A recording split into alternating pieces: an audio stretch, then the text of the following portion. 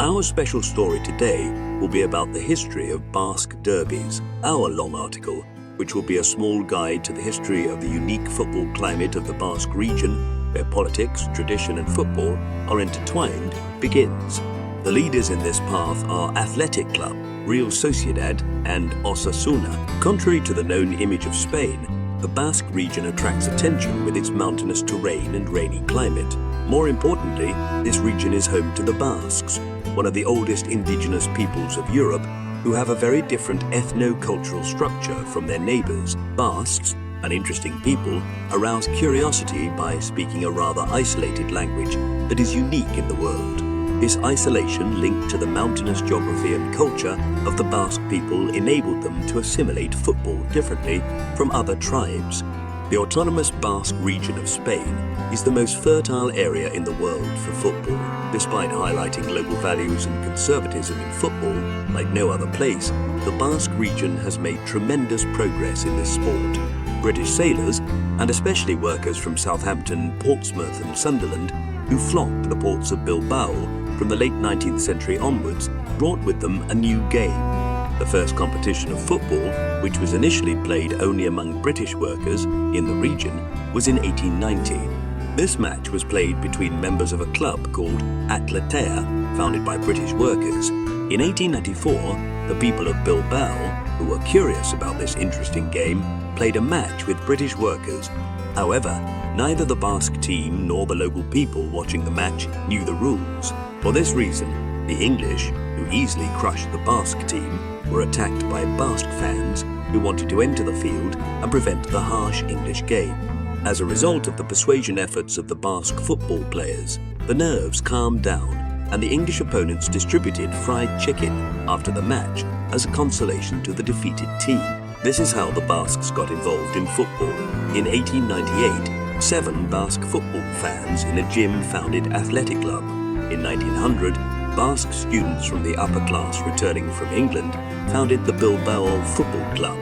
The athletic squad consisted mostly of Basques, while Bilbao consisted of English. These two clubs soon merged under the name Club Bizkaia to participate in international tours and were later absorbed by Bilbao Athletic Club. They became a national giant by winning history's first King's Cup in 1903. While Athletic was winning the King's Cup in 1904 and 1907, Basque students returning from England had already founded the Recreation Club, the forerunner of Real Sociedad, in San Sebastian, another Basque port city.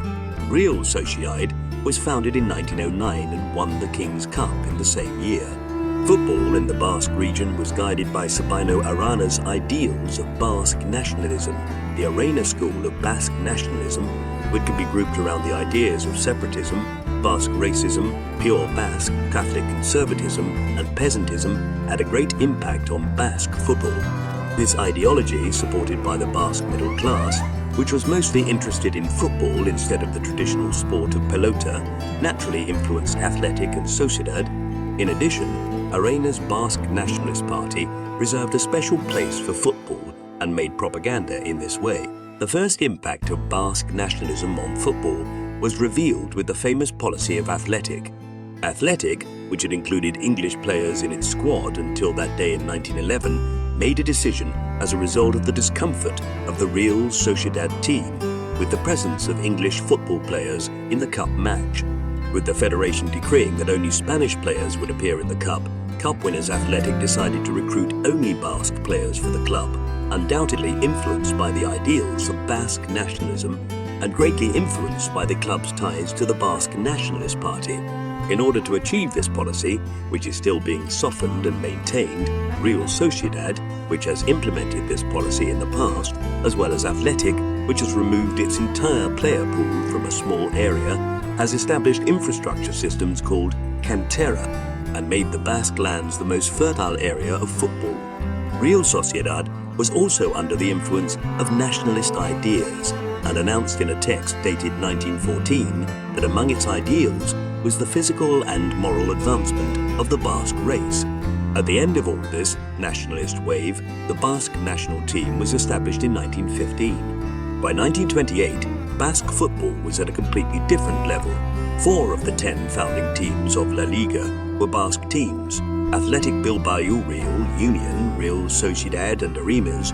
In the 25-year period, these 4 teams brought the King's Cup to the Basque region a total of 15 times. The years of civil war were devastating for the Basque region. Perhaps the football team that suffered the most their region, which lost its autonomy like the Catalans at the end of the war, was Osasuna. This team, which means health in Basque and represents the Navarre region, was in hell. Although the Navarre region and Pamplona are known as the heart of the Basque region, the pro-nationalist Carlist Spaniards, led by Franco, turned the region into a nationalist stronghold with their political power. Osasuna, on the other hand, was caught in the middle because it was a club close to the opposing Basque nationalism. Many of the club's players and managers were arrested and killed during the Civil War years. Interestingly, Osasuna would be admitted to La Liga at the end of the war as a gesture in return for the support the Navarre region gave to Franco.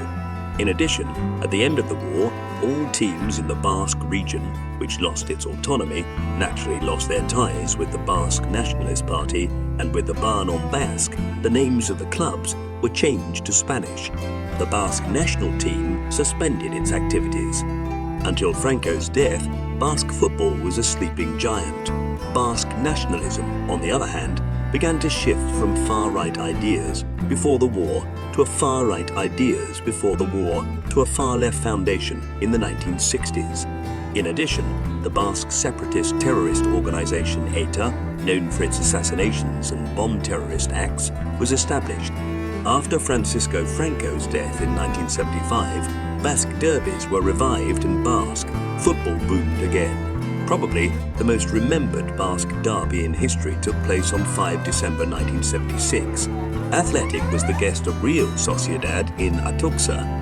Even though the result of the match was a crushing 5-0 Sociedad victory, what happened before the match would take precedence over what happened during the match.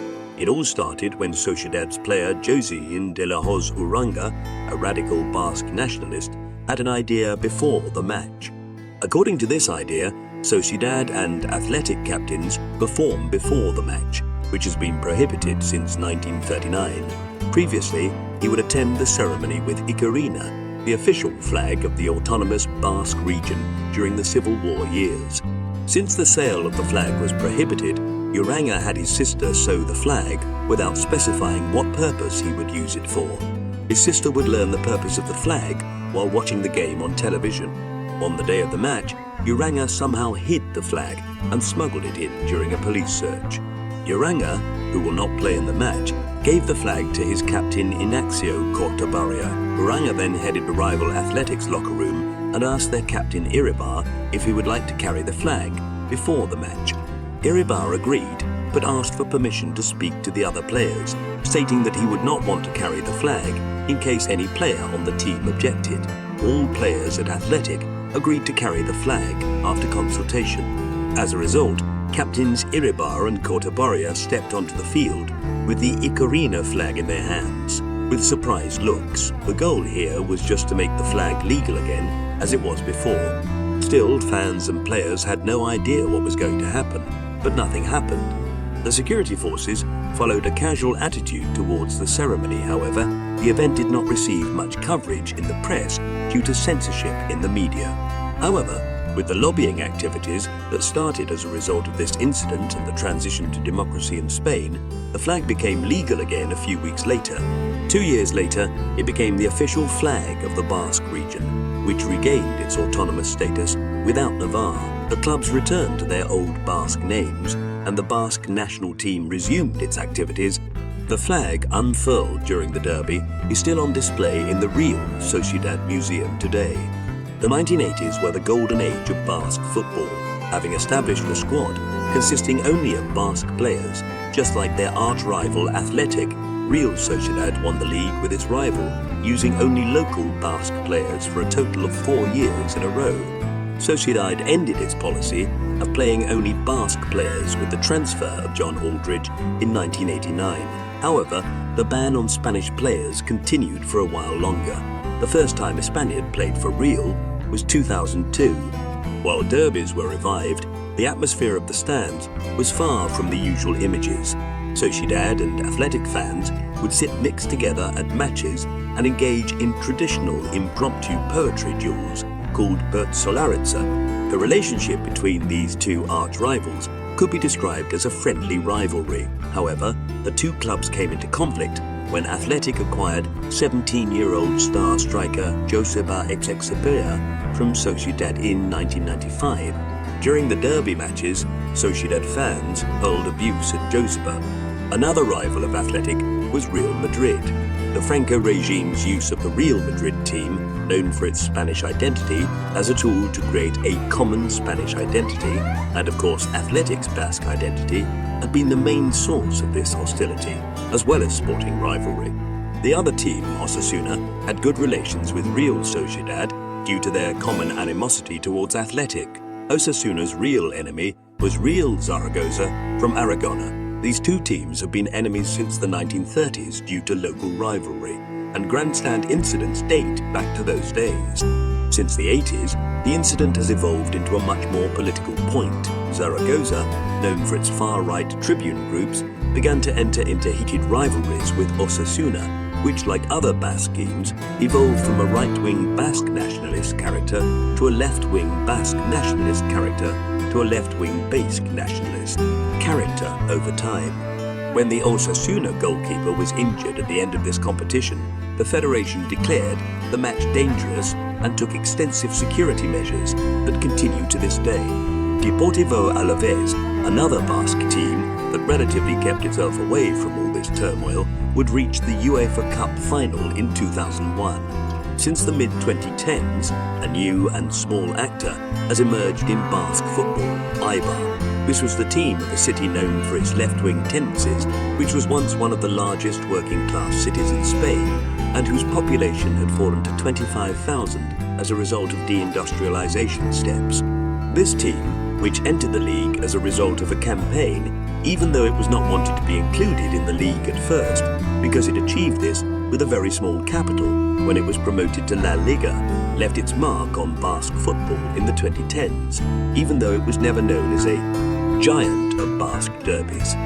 2020 was an unpleasant year for Basque football, while Aritz Aduriz, one of the greatest Basque strikers in history, quietly retired due to the pandemic. Athletic and Real Sociedad were going to play the Basque derby in a historical match in the cup final, but without an audience.